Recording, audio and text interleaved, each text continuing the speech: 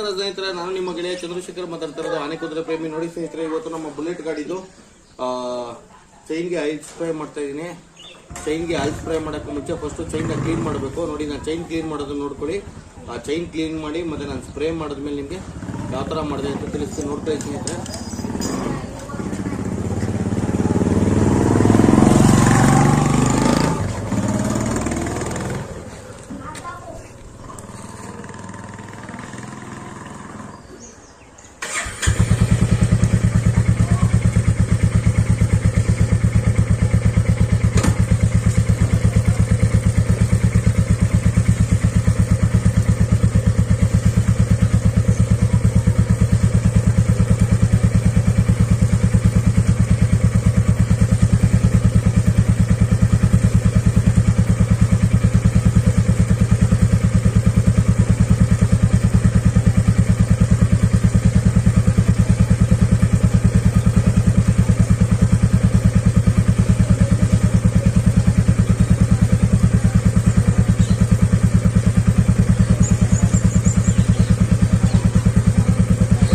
First ಏನೇನಪ್ಪ ಅಂದರೆ ಡಸ್ಟನ್ನ ತೆಗಿಬೇಕು.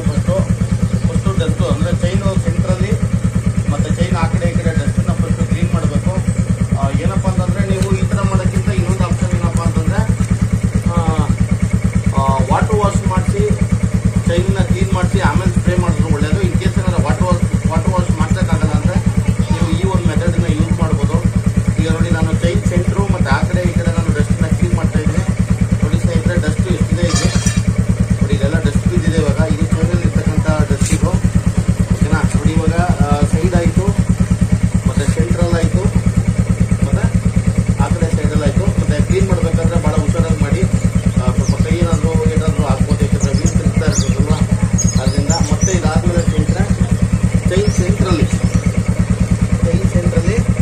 ನೋಡಿ ಈ ಥರ ಚೈನನ್ನು ಮತ್ತೆ ಒಂದ್ಸರಿ ಏನು ಮಾಡಬೇಕಂದ್ರೆ ಒಳಗಡೆ ಕ್ಲೀನ್ ಮಾಡಬೇಕು.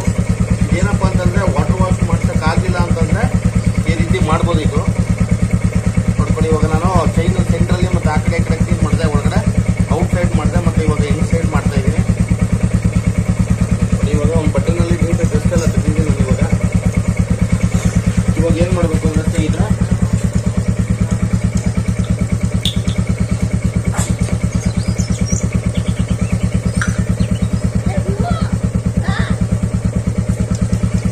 ಸ್ನೇಹಿತರೆ, ಇದು ಸ್ಪ್ರೇನ ಏನು ಮಾಡಬೇಕು ಅಂತಂದ್ರೆ ನಾವು ಈ ಒಂದು ಪೈಪನ್ನ ಇಲ್ಲಿ ಕನೆಕ್ಟ್ ಮಾಡಿಕೊಂಡು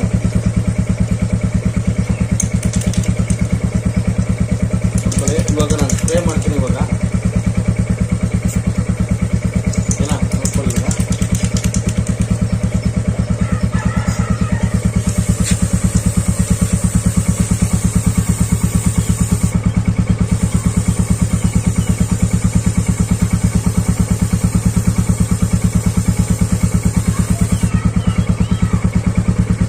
ಚೈನು ಮತ್ತು ಔಟ್ ಸೈಡು ಸೆಂಟ್ರಲ್ಲಿ ಮತ್ತು ಆ ಕಡೆ ಈ ಕಡೆ ನಾನು ಇವಾಗ ಸ್ಪ್ರೇ ಮಾಡಿದ್ದೀನಿ. ಇವಾಗ ಏನಪ್ಪ ಅಂತಂದರೆ ಚೈನ್ ಮಿಡಲ್ಗೆ ನಾವು ಸ್ಪ್ರೇ ಮಾಡಬೇಕು.